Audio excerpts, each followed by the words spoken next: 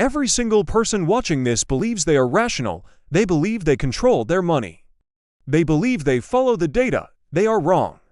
You are simply a machine of fear and impulse disguised as an investor. Your enemy is not the market volatility. Your enemy is not the Fed. Your enemy is the piece of wet, soft tissue inside your skull. The one that prioritizes survival over profit. The financial disaster we dissect today is the flaw that has cost more fortunes than bad debt combined, the fundamental inability to pull the trigger on a loss. This is loss aversion. It is not incompetence. It is a neurological defense mechanism that cost one hedge fund manager $120 million. Understand this: loss aversion is not a behavioral defect, it is a neurological law.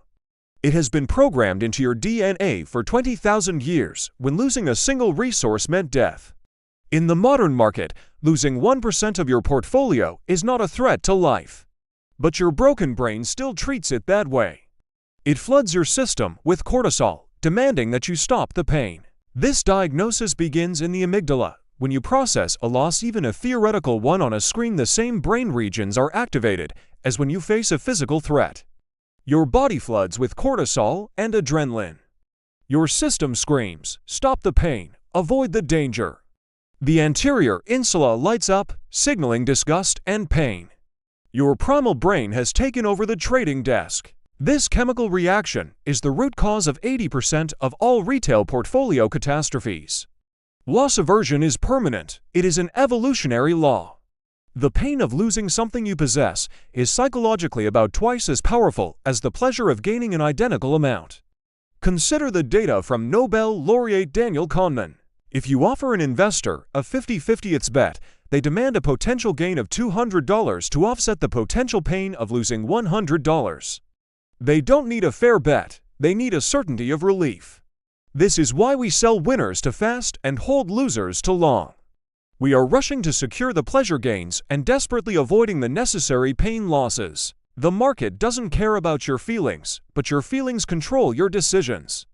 The neurological reward system, the nucleus accumbens, is triggered most powerfully by the avoidance of a loss, even more than the achievement of a gain. Expanso. Analyze for its dynamo. What happens when this mechanism hijacks professional money? You don't take the 15% loss, you take the 30% haircut. You take the 50% permanent destruction. You commit the financial sin of inaction. Inaction is the market's most expensive mistake because it feels like control. You tell yourself, "I haven't lost anything yet," but the clock and the compounding loss continues its silent execution. This false sense of control is the drug that kills your portfolio. It allows the temporary dip to become a systemic, terminal diagnosis. The financial disaster we dissect today belongs to Frank, a highly successful hedge fund manager who was not stupid. He was human, and humanity cost his clients $120 million. Frank bought into a massive tech stock, Company X. It was a good buy.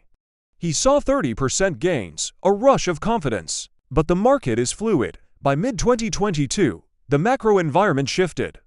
Interest rates climbed. Regulatory news hit the sector. The stock dipped 15%, a manageable loss. The firm's protocol demanded selling when the original thesis was invalidated. The objective data screamed, "Exit." Frank, however, experienced the physical, sickening fear of crystallizing that loss. The 15% loss felt like a 30% defeat. In his mind, selling was permanent failure. Holding meant the loss was only theoretical, a temporary error. This fear prevented him from honoring the automated stop-loss orders. He didn't just forget the rule, he actively disabled the safety mechanism. Frank started ignoring the stop-loss orders. He began a quiet war against his own firm's risk model. He justified it with arrogance. "The market is simply wrong. They will realize my genius." His mind created a new, fictional scenario, the bounce back. He began to see the loss not as a mistake, but as an opportunity to buy more at a discount, fueled only by the desire to erase the existing mistake. Over the next 6 months, Company X hemorrhaged value. It was down 40%. The fear mutated into a desperate, toxic form of hope. Frank was no longer an investor, he was a gambler, doubling down at a 40% loss, convinced the real value would return. He missed 3 critical chances to exit the position with a partial recovery, all because the final amount was still below his original cost basis. He couldn't accept any loss. This is the deadly combination: loss aversion and the sunk cost fallacy. Loss aversion locks you in. Sunk cost gives you the justification. You throw good money after bad simply to justify the original decision. I can't sell now. I've already lost too much. This statement is not logic. It is a plea from an overwhelmed ego defending resources already spent time, emotional capital, and money. Frank was not investing in the future of the stock. He was investing in the defense of his past self. The only cost that matters is opportunity cost. Every dollar Frank kept in Company X was a dollar that could not be used to buy a winning asset. Frank did not just lose $120 million. He lost the potential gains of his entire portfolio because his ego was busy defending a failed decision. This is the true price of loss aversion. Now, consider another fund manager, Jane. She was also long Company X. When the 15% dip hit, Jane felt the exact same fear, the same physiological panic. But Jane had a protocol. Her system automatically executed the sale at 15%. Jane felt pain, she felt failure, but she saved 85% of her client's capital. Frank, by allowing his primal fear to override his logic, eventually lost $120 million. His failure was not in the initial purchase. It was in his refusal to accept the temporary agony of selling.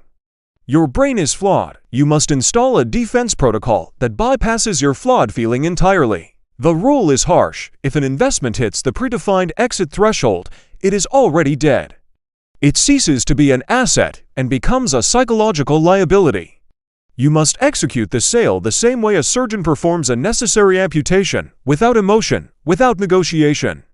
You are not trading an asset, you are eliminating a threat. To survive this flaw, install these 3 barriers. 1. Define your exit before you enter. 2. Automate the exit, if possible.